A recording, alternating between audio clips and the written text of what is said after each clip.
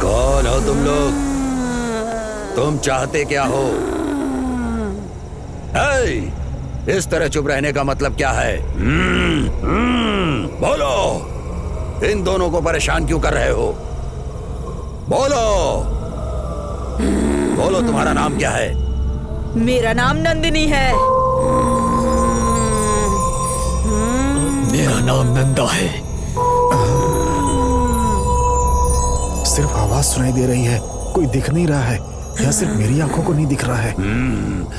तुम दोनों चाहते क्या हो? हम दोनों स्कूल के समय से दोस्त हैं। हमें स्कूल ले जाते समय मेरी माँ और इसकी माँ दोस्त बन गई थी। बंद करो। चाहते क्या हो ये बताओ। हमारी पूरी बात सुने बिना तुम नहीं समझ पाओगे कि हम क्या चाहते हैं।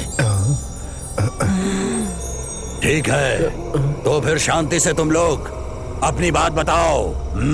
बताओ।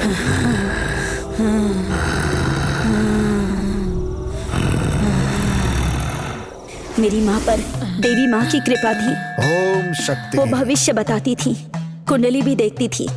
मेरे पिताजी सूद पर लोगों को पैसे देते थे और लोगों को निर्दयता से मारते भी थे। थिएटर ही मेरा घर, मंदिर, सब कुछ था। थिएटर के मालिक ही हमारे भगवान थे। मेरे पिताजी थिएटर के ऑपरेटर थे। वो हर समय थिएटर में ही रहते थे।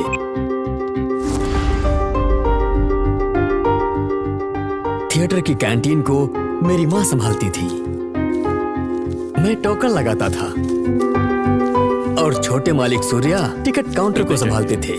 थिएटर में जो भी फिल्म लगती थी, नंदा उसके हीरो की तरह तैयार होकर सबको चौंका देता था।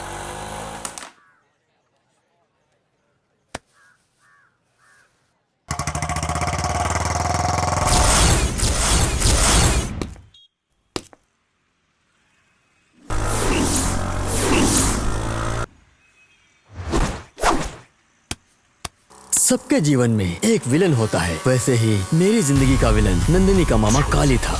शहर में सब लोग उसे जानते थे। उसके पास उसी की तरह जात पर जान देने वाले 5 लोग काम करते थे। एक दिन उन 5 में से एक को भूत ने पकड़ लिया। उससे छुटकारा पाने के लिए वो तांत्रिक के पास गया।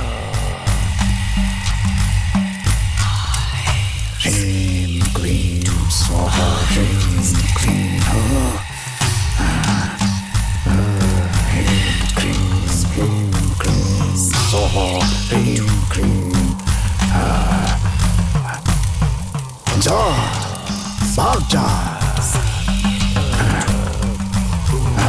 चला जा यहाँ से। जा, चला जा, जा। तू मुझे इससे अलग नहीं कर सकता, नहीं कर सकता। ये कौन है स्वामी जी? इसकी प्रेमिका दूसरी जात की थी, इसलिए अलग करने के लिए उस लड़की को जमीन में जिंदा दफना दिया गया था। उस लड़की की आत्मा इसके शरीर में घुस गई है और जाना नहीं चाहती। तो भगा दीजिए स्वामी जी।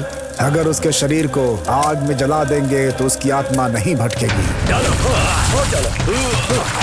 जैसे ही उसे पता चला कि उसके दोस्त के शरीर में उसकी प्रेमिका का भूत है, तो उसे काली ने जिंदा जला दिया। काली का मानना था कि ऊंची जात के लोगों के शरीर में नीची जात की आत्मा आना भी पाप है, इसलिए दोस्त होने के बावजूद उसे जिंदा जला दिया। चलो चलो।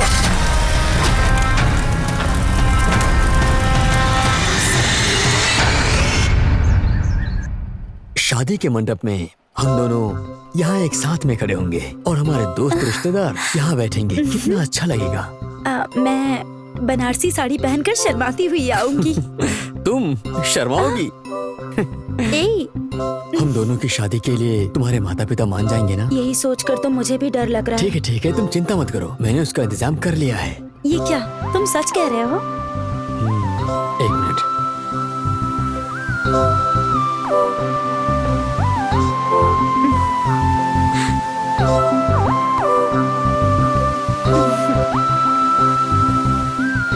अच्छा ठीक है, शो का टाइम हो गया है, चलो हम लोग यहाँ से निकलते हैं। ठीक है।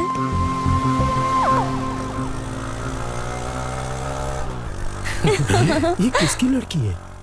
किसके साथ जा रही है?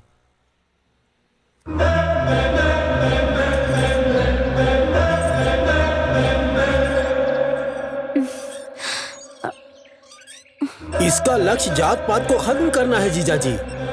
हमारी बिरादरी के लोग आप पर हंसेंगे जीजाजी।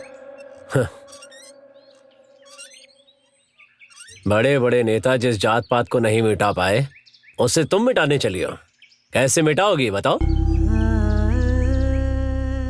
पापा कुछ बोल रहे हैं, बोलो। अंतरजातीय विवाह यही एक रास्ता है। तो फिर ये बताओ, किससे शादी करना चाहते हो तुम? ए बताना, तुझसे कुछ पूछ रहे हैं ये। नंदिनी से। नंदा से। जानता था, मुझे जिस बात का डर था वही हुआ। मैंने पहले ही कहा था, लेकिन अब बहुत देर हो चुकी है। जल्दी ही हमारी बिरादरी का कोई अच्छा लड़का देखकर इसकी शादी करा दीजिए। बस बहुत हो गई इसकी पढ़ाई। बचपन से तुम्हारे पिताजी तुम्हारी हर मांग पूरी करते आए हैं, इसलिए तुम्हें लगा ये बात भी मान लेंगे? ऐसा नहीं है, मुझे अच्छी तरह से पता था कि वो नहीं मानेंगी। फिर ये सब क्यों किया तुमने? आप दोनों की रजामंदी के बिना हम शादी नहीं करेंगे पिताजी। मर जाऊंगा तब भी नहीं मानूंगा। तब क्या करोगे? शादी ही नहीं करूंगी मैं। तो क्या जोगन बनने वाली हो तुम? पेड़ लगाऊंगी और हर पेड़ को अपने बच्चे की तरह रखूंगी। तुझे अपना बच्चा नहीं चाहिए क्या? पोता पोती के साथ खेलने का हमारा भी तो मन है ना। तो फिर शादी के लिए मान जाइए ना। कभी नहीं मानूंगा। जिस लड़के से कहूंगा उससे शादी करनी पड़ेगी तुम्हें। और मैं नहीं करूंगी तब क्या करेंगे आप? जान से मार दूंगा। मुझे पता था ऐसा होगा, इसलिए प्रधानमंत्री, राष्ट्रपति, मुख्यमंत्री, कमिश्नर, मानव अधिकार आयोग सबको ये पत्र लिख करके भेज दिया है कि अगर हमें कुछ हुआ तो इसके जिम्मेदार ये लोग होंगे।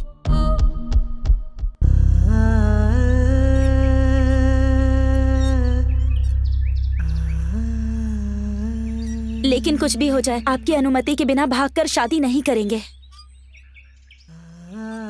हमारी जानकारी के लिए आपके नंबर को अपने नंबर से लिंक कर दिया है। हम दोनों कहाँ जा रहे हैं, क्या बात कर रहे हैं, सब कुछ आप अपने मोबाइल पर देख सकते हैं। जब तक आप लोग नहीं मान जाते तब तक हमारा संघर्ष ऐसे ही जारी रहेगा।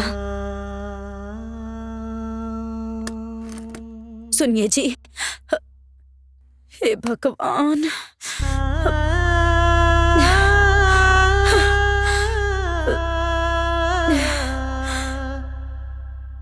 माँ, प्लीज माँ। जानती हूँ नंदिनी अच्छी लड़की है, पर तुम्हारे पिताजी नहीं मानेंगे।